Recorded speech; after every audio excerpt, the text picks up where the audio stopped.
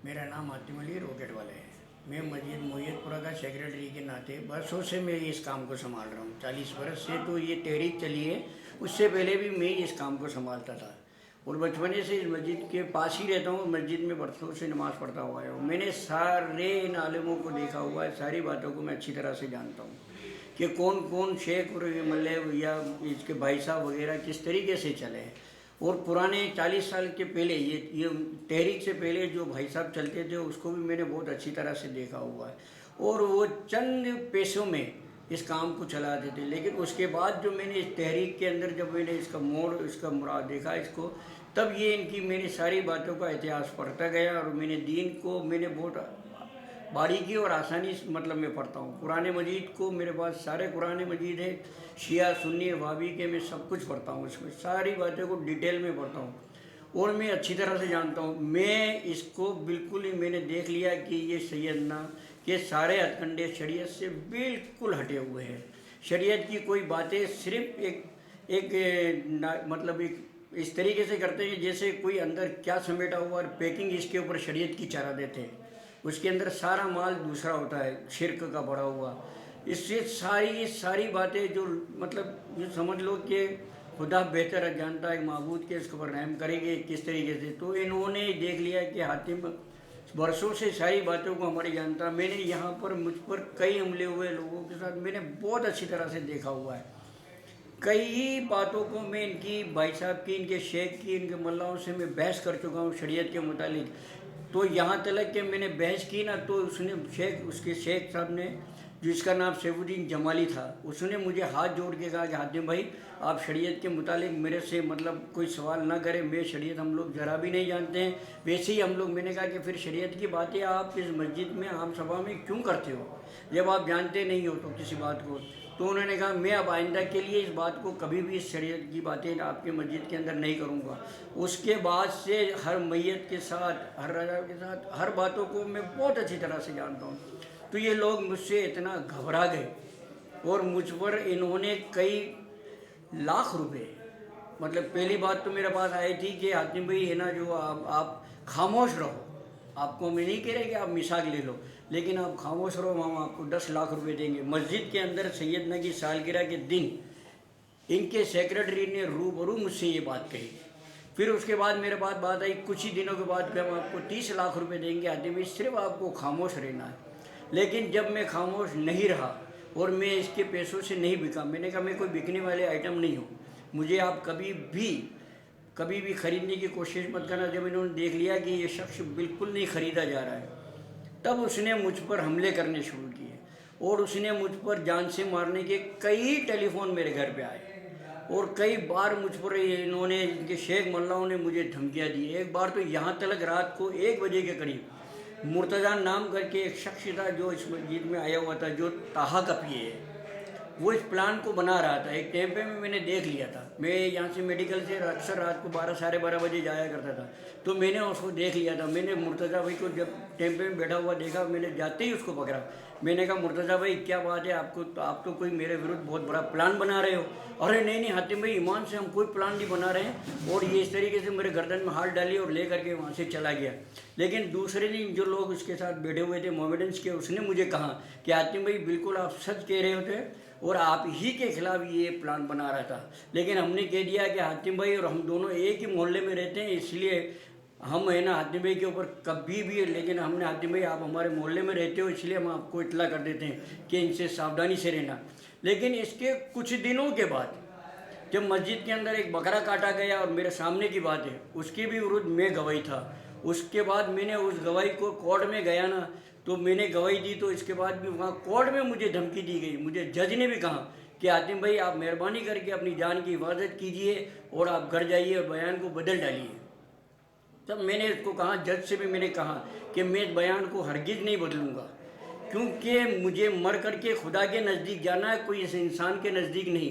तब इस खुद क्या जवाब दूँ। तो उसने मुझे कहा था कि हातिम भाई यूँ कह दो आप कि ये अल्लाह का घर नहीं था, बकरा तो कटा है लेकिन खुदा के घर में नहीं कटा है, ये है ना जो किसी के पड़ोसी के घर में कटा है। तो मैंने कहा अल्लाह के घर को किसी को पड़ोसी का घर बता दूँ। तो उसने कहा, मैंने कहा नहीं, ये ऐसा हरगिज़ भी नहीं होगा ये मेरे बयान है जो मेरे दिए हैं वही बाद में करूँगा। उसके बाद मुझ पर उसके 8 दिन के बाद कोर्ट में पेशी दी। उसके 1-2 दिन के बाद मुझ पर ज़बरदस्त रात को 11 बजे हमला किया गया। नगर परिषद की गाड़ी थी और ये इनके 3 पार्षद नगर परिषद के थे बोहरा समाज के, जिसके नाम भी मैं आपको बता सकता हूँ। वो लोग पार्षद थे और उसके साजिशों के ज़रिए मुझ पर हमला किया गया रात को 11 बजे। मैं, मेरी वाइफ और मेरी बच्ची आगे बैठी हुई थी। उसको 50 फीट तक घसीट करके और उसको कुचला गया और मेरी गाड़ी को बुरी मौत से, लेकिन खुदा बचाने वाला होता है। सिर्फ मेरा ये हाथ बेकार ज़रूर हो गया, ये पूरी नब्ज़ कट गई थी और यहाँ से इसकी एक बहुत बड़ी हड्डी कट गई थी, पूरी मोटी नब्ज़ थी वो कट गई। ये मेरा हाथ मुड़ता उड़ता कुछ भी नहीं, मैं चम्मच से खाना खाता हूँ आज भी। उसके कुछ दिनों के बाद फिर मेरे को टेलीफोन आया कि हातिम भाई आप बच गए हो, लेकिन ध्यान रखना। मैंने कहा कोई बात नहीं, मेरा राजू के बाद मुझे बचाने वाला काफ़ी है, तुम मेरा कुछ भी नहीं बिगाड़ सकती हो। तो उसके बाद इसने देखा कि ये इस तरीके से तो बात नहीं आ रहा है, तो फिर उन्होंने तीसरा कंडा एक और अपनाया। वो ये था कि कुछ स्मगलरों को और कुछ ऐसी गैंग बनेगी जो मेरे घर पर आकर के इस तरीके से, मेरे पास एक आदमी आया, एक बार 2 आदमी जो मेरे घर पे मेरे स्टडी थे, पहले टेलीफोन कर रहे थे। टेलीफोन करते करते एक बार रखा, 2 बार रखा। मैंने कहा बार बार आप टेलीफोन क्यों रख रहे हो, क्या बात है? उसने कहा नहीं साहब, मैं ना जो लग नहीं रहा है। मैंने कहा मैं लगा देता हूँ। तो फिर उसने कहा नहीं लगाना नहीं यार, हम आपसे एक बात करने आए। मैंने कहा बोलो। उसने कहा यार ये हम टेलीफोन विभाग के आदमी हैं और हमने कहीं खुदाई की टेलीफोन लाइन की, तो उसमें से एक घड़ा निकला है, उसमें कुछ सिक्के निकले हैं। तो मैंने कहा कैसे? तो उसने अपनी जेब से निकाल करके कुछ सिक्के बताए जो सोने के थे और चांदी के भी थे। सोने के सिक्के मुझे बोले कि ये है। मैंने उस पर देख लिया, मैंने कहा इसके ऊपर ला इलाहा इल्लल्लाह लिखा हुआ है। तो मैंने कहा कि फिर मैंने उस सिक्के को अपने पास रखा। मैंने कहा ये मेरे पास रहने दो, मैं इसकी तहकीकात करके मैं बता दूंगा किसका है, क्या करना है। तो चालीकी से फिर मैंने जो शबाब वाले को भी उस टाइम सिक्के बांटे गए थे, मेरे ऊपर पड़ोसी से मैंने चुपचाप सिक्का मंगा करके दोनों सिक्के को जोड़े। तो उसको पता चल गया कि दोनों ये बड़ी साजिश से काम हो रहा है। तो दूसरे दिन मैंने उस आदमी को वापस आया, मेरी वाइफ को मैंने सिक्का दे दिया। मैंने कहा ये तुरंत दे करके उसको कह देना कि आप यहाँ से चले जाओ, वरना मैं आपको पुलिस के हवाले कर दूँगी।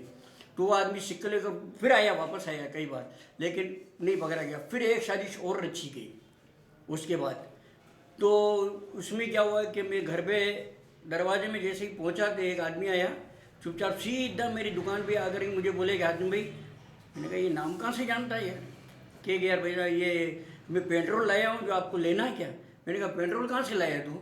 नहीं हम तो गाड़ी भरवा करके लाते हैं कि फिर थोड़ा बहुत बचा देते हैं गाड़ी में, फिर इस तरीके से। मैंने कहा मेरी दुकान पे तो सीधा आया है।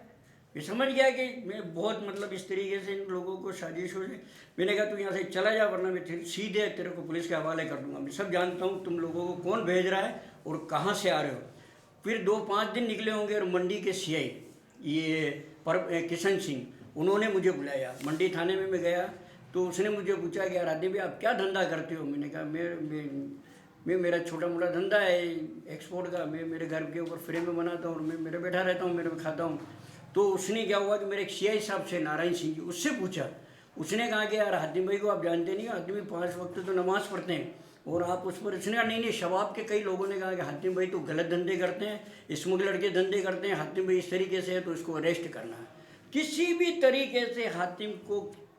लेकिन ये किसी तरीके से भी कुछ नहीं कर पाए। तब इन्होंने फिर एक चाल चली कि अब इस हातिम को कैसे इस मस्जिद से बाहर निकाला जाए, ताकि इस मस्जिद के अटैच में मेरा घर है। आज भी मेरे घर पे नहीं आदमी दिया जा रहा है। खुदा बेहतर जानता है, मैं आप तो मस्जिद से आ गए, वरना मैं उसको आपके मस्जिद से बिल्कुल अटैच मेरा घर है, वीरान पड़ा हुआ है। और शबाब की एक औरत ऊपर रहती है, उसको समझा दिया गया कि तू खाली मत करना। मेरा घर बिल्कुल नीचे से खड़ गल गया, मुझे इसको गिरा करके नया बनाना। और उन लोगों को बार बार, तो फिर मुझे कई लोगों ने कहा कि यार हातिम भाई यार ये शबाब के ये हेड लोग हैं ना जो इनको औरत को पंच कर रहे हैं, तुम इस मकान में नहीं आने देंगे।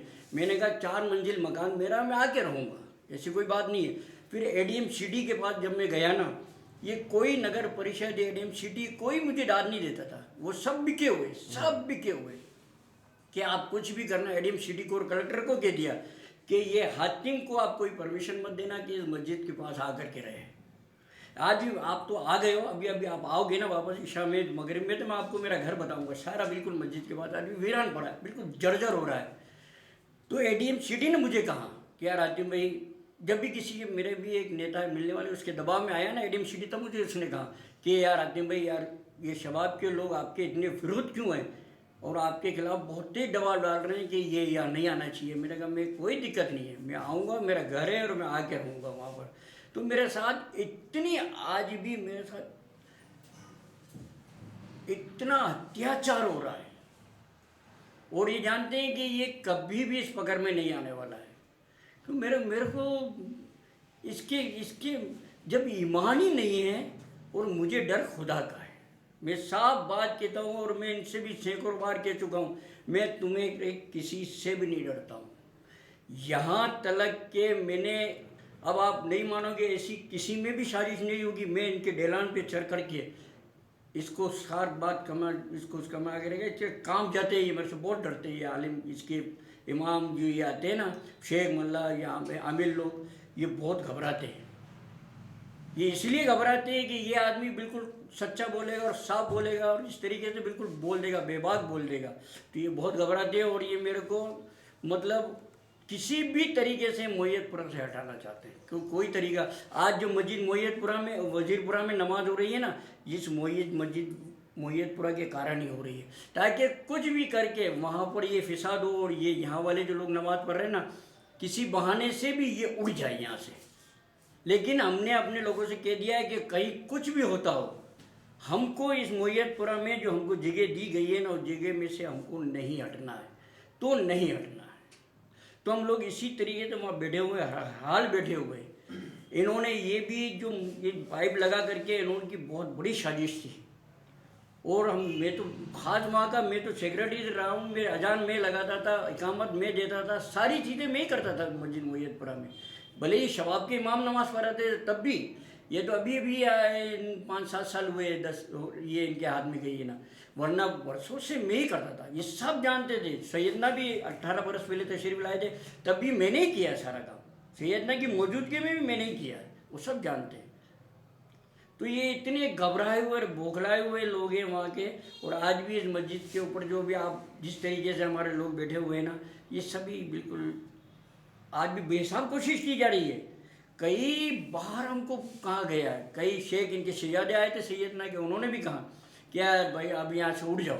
मैंने कहा नहीं, अब नहीं उठेंगे, अब नहीं उठेंगे। हम इसका हिसाब लेंगे कि आपने हमको वहाँ से क्यों यहाँ लाए हो। हम इसका हिसाब लिए बगैर हम यहाँ से हरगिज़ भी नहीं जाएंगे।